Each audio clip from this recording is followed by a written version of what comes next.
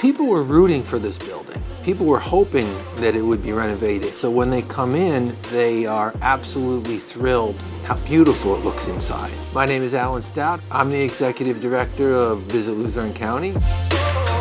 I think the thing that I'm the most proud of is our lobby. I love the fact that we get so much material, and it's fun. There's a tribute to Mr. Peanut, of course. I love the train. We actually found a model train from the Central Railroad of New Jersey. This was the Central Railroad of New Jersey, this building. So I just kind of felt like that we were bringing it home.